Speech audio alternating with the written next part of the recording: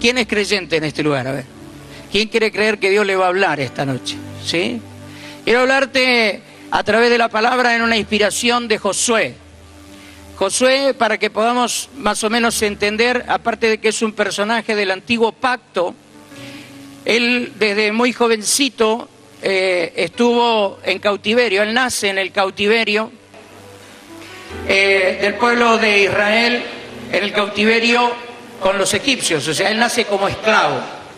Decí conmigo, era un esclavo.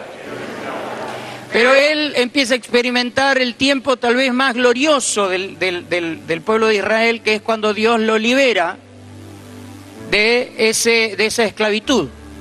Una cosa extraordinaria, que es cuando todo el mundo se acuerda ya no sé si se acuerdan porque yo me acuerdo que soy más grande, pero los que son más jóvenes no sé si se acuerdan, de la película Los 10 Mandamientos, donde se ve que Dios abre el Mar Rojo y cruza todo, el pueblo de Dios cruza en seco por ese mar y todo el ejército que venía atrás para destruirlos, el ejército egipcio que era muy poderoso contra esclavos, era una diferencia tremenda, pasa todo el pueblo de Israel y cuando ya pasó y el ejército está en medio del lecho del mar, empieza a cerrarse el agua y muere todo el ejército enemigo de Israel.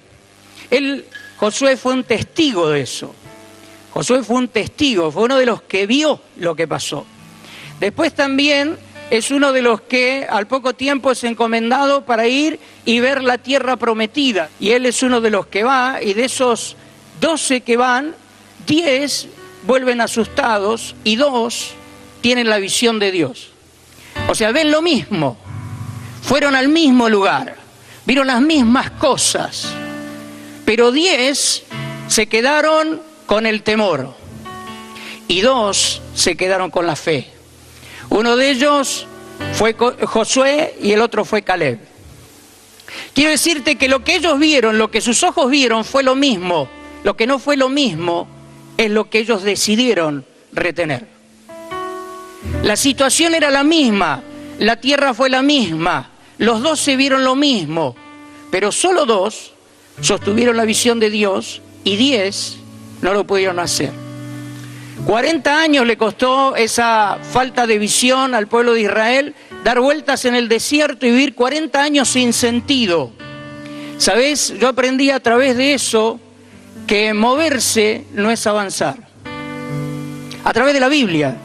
Yo era de los que siempre fui una persona muy activa en mi vida, pero ahí me empecé a dar cuenta de que el hecho de estar activo no quiere decir que estés avanzando a algún lugar. Ellos estaban muy activos, daban vueltas. Y dale, 40 años caminando en el desierto, 40 años avanzando a ningún lugar. ¡Qué vida desperdiciada!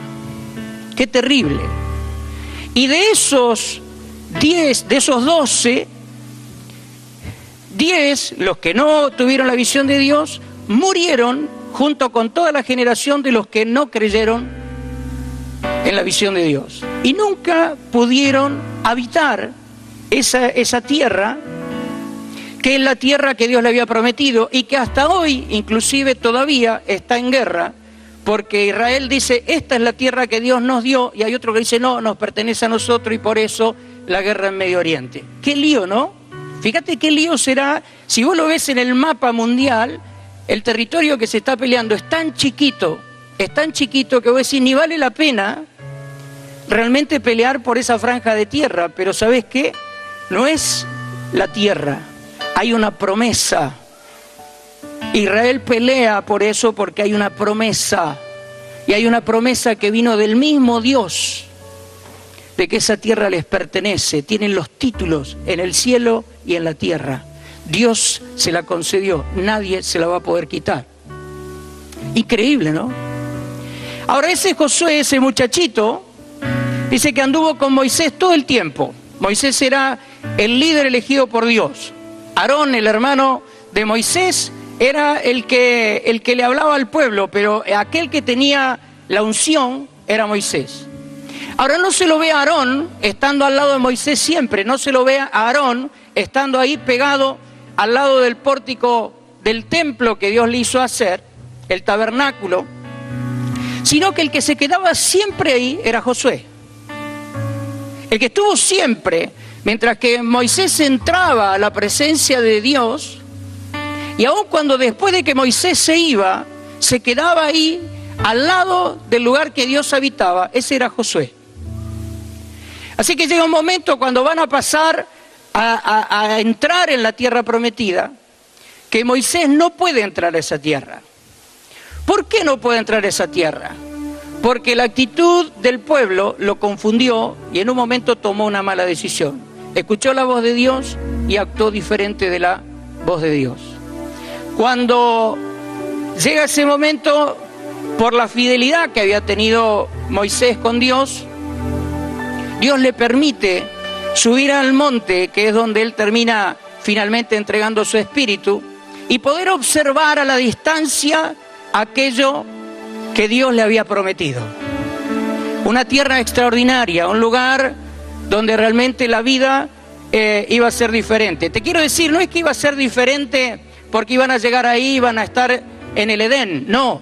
Ellos iban a llegar ahí y esa tierra estaba habitada, y estaba habitada por pueblos que eran enemigos de Dios, y el pueblo de Israel iba a tener que aprender a luchar, pelear, dar sangre para poder conquistar esa tierra. No fue que el pueblo de Israel fue y simplemente todo el mundo dijo, ya los de Israel nos vamos. No, le costó mucho. Cuando Dios lo prepara a Josué y lo levanta como el líder que iba a gobernar esa etapa de Israel, son varias las cosas que le dice, y en el libro de Josué quedan registradas. Y en ese libro, en el capítulo 1, versículo 8, Dios le da una instrucción a Josué. ¿Qué instrucción le da a Josué en ese momento? Nunca, decí conmigo, nunca se apartará de tu boca este libro de la ley. Para nosotros, en ese entonces no existía la Biblia, pero todo el Antiguo Testamento que tenemos en nuestra Biblia es el libro de la ley para Josué. Es el libro de la ley para Josué, en ese momento. Por lo menos hasta donde estaba escrito, el Pentateuco, los 5 primeros libros. Y entonces dice, nunca se apartará de tu boca este libro de la ley, sino que de día y de noche meditarás en él. ¿Cuándo? ¿Qué significa de día y de noche? Todo el día. Y voy a estar dando vueltas con esta palabra hasta que pueda llegar a tomar una decisión que transforme mi vida. Si vos pensás que Dios lo va a hacer, te quiero decir, Dios no lo va a hacer. Dios te va a dar la capacidad de que vos lo puedas hacer.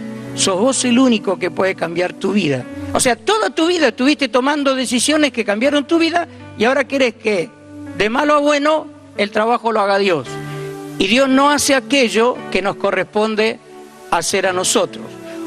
Hay un pasaje del Antiguo Pacto, justamente cuando estaban ahí el pueblo de Israel, en ese momento, ¿no es cierto?, en la lucha de qué hacemos, cómo vamos, y clamaban a Dios, y clamaban a Dios, y clamaban a Dios, ¿no? Y Dios, ya harto de escucharlo, dice, ¿por qué me piden a mí? Decirle al pueblo que camine, que haga lo que tiene que hacer, si ya le dije lo que tiene que hacer. Dicho en la palabra Reina Valera 1960 es, ¿por qué claman a mí? Decidle al pueblo que marchen. En criollo básico es, movete, haz lo que Dios te dice, dejate de embromar. Esa sería la versión José 2016. ¿Viste? Traducción concordiense. Entonces, dice, nunca se apartará de tu boca este libro de la ley, dice, sino que vas a meditar en ella de día y de noche. ¿Para qué? ¿Para qué Dios le pide eso? Acá tenés que tener grabado la palabra de Dios. Y acá tenés que tener grabado que Jesucristo dio la vida para que vos vivas dignamente. Y dejes de vivir como si no tuvieras Dios. No es un problema la dificultad. El problema es qué hacer frente a la dificultad. No es un problema tener problemas, el problema es qué haces frente al problema. ¿Cómo encarás esa situación? Y me venía justamente toda esta palabra porque en estos días estuve leyendo un libro, estuve obligado a leer un libro, que es un libro muy interesante, es muy cortito, pero habla de las miserias humanas, ¿no? De alguna manera. Y también te ayuda a ver cómo poder resolverlas. Es un libro que escribió un psicólogo, Viktor Frankl, judío, alemán, que vivió en los campos de concentración como preso, no estuvo como médico, en el último tiempo estuvo como médico, pero estuvo como preso. Y él, en un momento, cuenta él,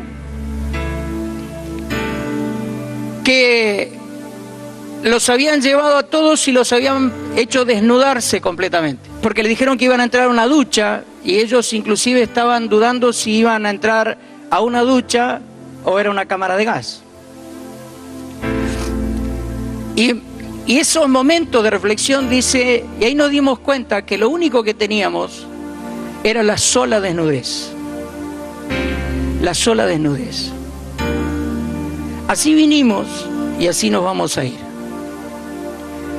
Así vinimos y así nos vamos a ir. Pero pastor, ¿entonces la vida va a pasar intrascendente? No, eso depende de tu decisión. Cuando en el momento de decidir, puedo elegir, soy libre de elegir. Y puedo determinar hacer la voluntad de Dios o hacer mi voluntad. Lo que no soy libre es de cambiar el resultado. Si yo hago la voluntad de Dios, hay una promesa y hasta puedo reclamarla. Tiene que llegarme la bendición. Mi vida tiene que ser digna. Porque aún vencí mi naturaleza y me determiné a hacer la voluntad de Dios. Pero si decido lo otro, tengo la misma libertad. Pero lo que va a ser diferente es el resultado. Según Deuteronomios 28, 29 y en adelante, habla de que cuando nosotros oímos la voz de Dios y hacemos su voluntad, las bendiciones nos alcanzan. Pero cuando oyendo la voz de Dios hacemos nuestra voluntad, lo que se nos da la gana, entonces las maldiciones nos alcanzan. Entonces, la palabra maldición suena muy fuerte, pero te quiero decir de que en realidad son las cosas que vivimos, aquellas cosas ingratas que vivimos a diario. ¿Cuántas veces nosotros tenemos situaciones y nos preguntamos ¿por qué tengo que pasar por esto? ¿Por qué me pasa esto a mí? Y cosas así. Siempre me pregunto, ¿no? Cuando dice, ¿por qué a mí? Y yo digo, ¿y por qué no? ¿Por qué no? Es decir, ¿qué creemos que tenemos que no nos pueden pasar cosas que le pasan a los demás? La diferencia es que frente a eso, si yo realmente tengo la palabra de Dios, si tengo fe, Él de alguna manera, no sé cómo, va a guiarme para que yo pueda tomar las decisiones que me van a sacar de esa situación. Hay cosas que no entendemos. Para la vida, la muerte es un sinsentido. Pero quiero decirte que cuando vos estás en la buena voluntad de Dios, las cosas, hasta esas cosas cambian y pasa a ser un momento de descanso. Dice, fíjense cómo llega a decir que en Apocalipsis dice, bienaventurados los muertos en Jesús, dice, porque descansarán de sus obras. Y dice que sus obras los continuarán, seguirán con él. Una cosa increíble. Dios ha previsto hasta eso. Te dignifica hasta ese momento. Y obviamente después la dignidad que vas a recibir es que el Padre mismo te va a estar recibiendo. Y es extraordinario. Entonces, el tema de ser prosperados no tiene que ver con recursos económicos. Los recursos económicos están en vos. Te lo quiero decir. Dios te ha dado vida. Dios te ha dado capacidades. Dios te ha dado habilidades. Y entonces algunos dicen, sí, pastor, pero yo no pude estudiar. Claro, está bien. No pudiste estudiar. ¿Y qué pudiste hacer? ¿Qué podés hacer? ¿Qué podrás hacer? Hace poquito había una persona de 70 y pico de años se recibió de abogado. La familia no lo podía creer, estaban todos felices. Increíble. ¿Por qué? Simplemente por una cuestión. Decidió serlo. Decidió serlo. Te quiero decir, todo lo que vos crees que no podés, ¿sabés por qué es? Porque eso es lo que decidiste. Vos no sos lo que querés ser simplemente porque eso es lo que decidiste. Vos no sos otra cosa de lo que sos simplemente porque vos lo decidiste. Te quiero decir, capacitarse es muy importante, pero no condiciona tu vida. Hay personas que no han podido capacitarse y sin embargo han sido grandes empresarios. Arístides Onassis, en la época de John Fisher Kennedy, hace mucho tiempo, ¿sí? Ese hombre fue multimillonario, fue el primer gran millonario que trascendió. Fue el primer nombre así como extraordinario que trascendió en esa época, decía un tipo que tenía millones y millones de plata. Nadie sabía el dinero que tenía,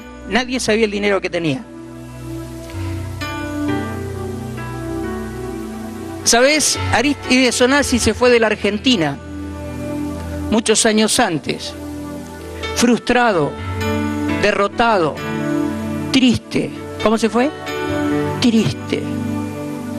¿Por qué? Porque se presentó en General Electric para que lo tomaran como telefonista. En ese entonces el telefonista ponía las clavijas como telefonista. ¿Y sabes qué? General Electric le dijo, no estás capacitado. Y él se frustró y se fue. Yo digo, fue lo mejor que le pudo haber pasado. Porque en ese viaje que él emprendió, empezó a descubrir que en él había un potencial que él nunca había visto. General Electric le dijo, no servís ni para telefonista. Y él le demostró a General Electric, ¿saben qué? Después General Electric le quería vender cualquier cosa porque era el tipo que manejaba la economía del planeta. General Electric le tendió una alfombra roja después al tipo. Pero General Electric dijo que no. De Einstein dijeron de que era una normal. De Beethoven dijeron de que era mejor abortarlo. De tanta gente extraordinaria han dicho tantas cosas terribles. Yo no sé qué te han dicho a vos, pero yo te quiero decir, Dios dice que si vos lees la palabra, meditás continuamente en él, lo buscás de día y de noche, y no solamente lees la palabra, sino que haces el consejo de Dios, vos vas a ser prosperado y todo te saldrá bien. ¿Qué va a pasar? Todo te saldrá bien. Quiero decirte que nosotros un día decidimos creer en Dios. Y por eso hoy ustedes nos pueden ver acá. Y por eso la pastora puede hablar bien de mí, yo puedo hablar bien de ella. El otro día estaba con un pastor, ¿no? Porque me suena lo mismo, ¿viste? Los pastores también sufren, ¿viste? Y entonces me decía, Concordia es duro, ¿no, pastor? Concordia es duro. Me decía, pero me lo decía así, ¿viste? Parecía un tango, mirá. Parecía un tango, ¿viste? Faltaba, ¿viste? Yo chan, la hacía, ¿viste? ¿No? Y entonces yo lo miré y me reí. Le digo, mirá, esto mismo lo escucho en todas las reuniones de pastores, en todo lugar donde voy, donde vaya, escucho lo mismo. Te quiero decir, para todos es lo mismo, todos vivimos las mismas cosas. No es que sea más duro ni menos duro, es lo que hay. Es decir, vos sos pastor acá y tenés que hacer lo que tenés que hacer acá. Esa es la tarea. Y tenés que disfrutarla. Te quiero decir que cuando vos, y esto te lo doy con conocimiento de causa, porque esto que te estoy dando es un testimonio. Cuando yo trabajaba en el ambiente petrolero, era de terror. Un ambiente infame, miserable, lleno de plata, lleno de dinero. Hablábamos millones, pero una miseria humana, una pobreza humana escandalosa, tenebrosa. Te puedo asegurar, no he visto un lugar más triste, digamos, que los ámbitos petroleros. Una vez había un jefe en Chevron, amargo, terrible, maleducado, maltrataba a todo el mundo. Yo no era la excepción con ese, ¿no? Y entonces yo decía, Señor, este hombre, mira este hombre cómo está. ¿Qué puedo hacer con este hombre? Y yo no me podía ni arrimar, porque era como querer abrazar un puercoespín, ¿viste? Más o menos, una cosa así. Un día se hace en la escuela secundaria allá de la iglesia, se hace una charla para familias. Había una persona que estaba sentada, esto allí. ¿quién era?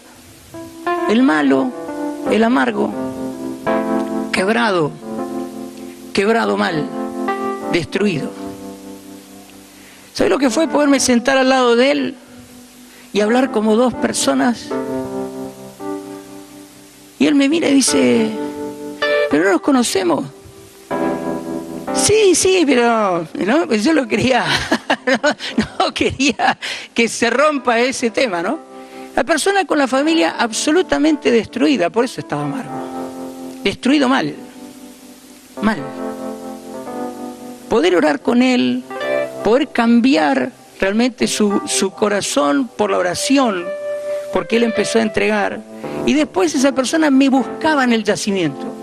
Cuando yo llegaba por ahí, sabía que la empresa estaba trabajando por ahí, me mandaba mensajeros para que yo lo pase a ver, que lo pase a visitar. Eso lo hace Dios, hermano. Así que si vos crees que tu lugar de trabajo, tu lugar de estudio es un lugar duro, te quiero decir, no hay duro que no se ablande en las manos del Señor. Pero eso necesita de oración. Por eso, si vos querés ser una persona próspera, lo primero que tenés que hacer es entender lo que el Señor dice. Vos tenés que amarlo a Él y amar al prójimo como a vos mismo. ¿Por qué Dios hace eso? Y con esto voy a ir cerrando. ¿Qué pasa si yo quiero amar al prójimo y no me amo a mí mismo? Voy a dar un amor limitado, chiquitito, condicionado, porque no sé amarme. Entonces quiero ser perfecto. Uno de los grandes errores y trampas de la humanidad es querer vivir como lo que no somos, como perfectos.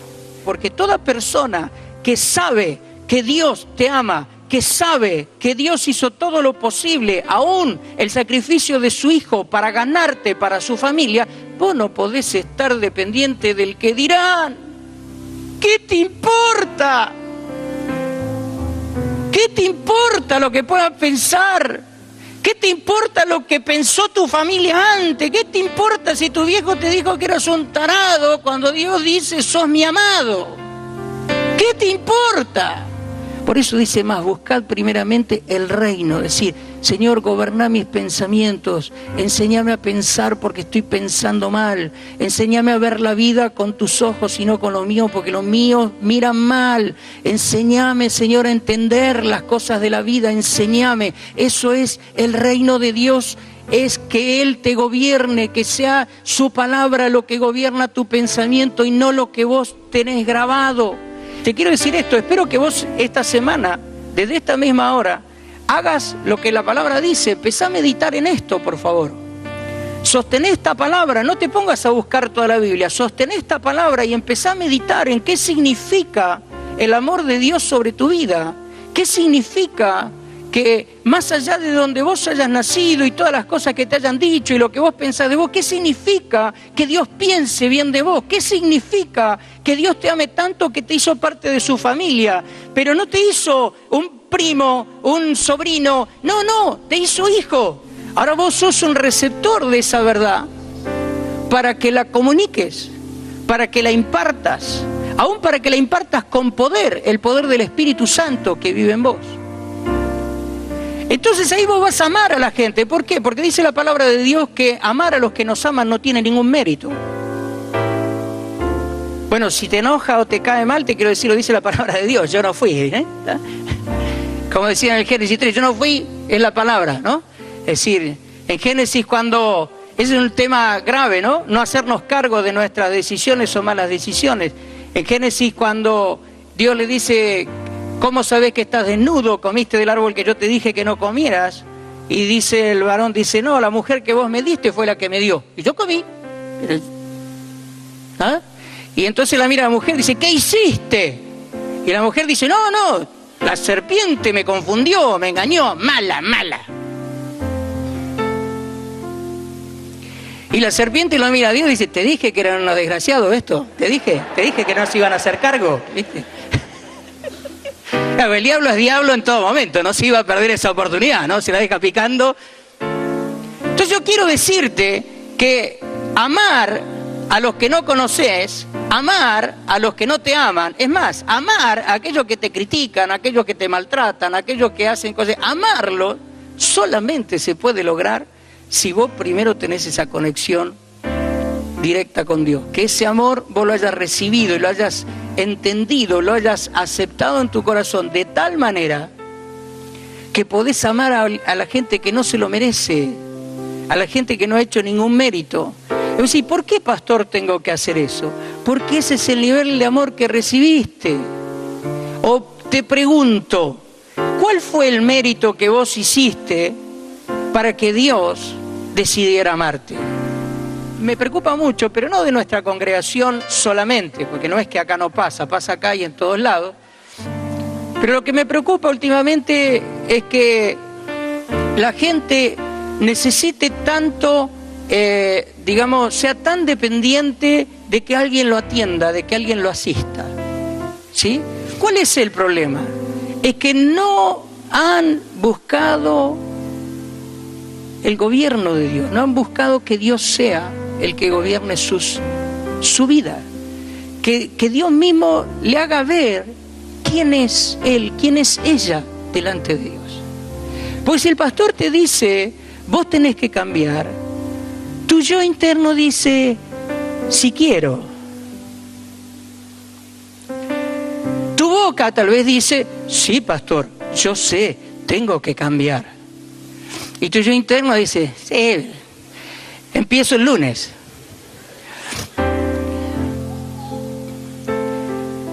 Pero cuando es el amor de Dios el que llega a tu vida y es el Espíritu Santo el que empieza a hablar con vos, vos no los podés resistir eso. No te podés quedar igual. Y cuando vos sentís ese amor, viste, la gente puede decir lo que quiera, pero lo único que te puede generar es misericordia por ellos, porque no saben, no entienden, no te conocen, no saben quién sos vos. ¿Quién sabe quién sos vos? ¿Quién sabe quién sos vos?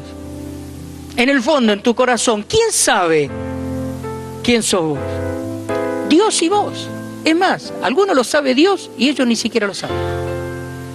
Capaz que vos sos uno de esos, que vos todavía no sabés quién sos vos. Entonces buscá en la fuente, buscá en aquello que es la verdad. Es decir, por favor, volvámonos a Dios. Por favor. Busquemos esa presencia viva para que Él nos muestre lo que tenemos que cambiar. Seamos dóciles porque nos conviene. Es negocio. Es negocio. Pero hay un lugar que es de Él y que nadie puede ocupar ese lugar, que es el corazón. Y ese lugar solamente tiene que ser de Él. Esa es la vida en Cristo. Eso es realmente poder tener una vida digna. La dignidad no la vas a tener porque vos nunca te equivoques. La dignidad la tenés porque Jesucristo pagó para que vos vivas libre, sano y salvo. Esto es así. Y las cosas que no entiendas, por favor, preguntáselas a Él.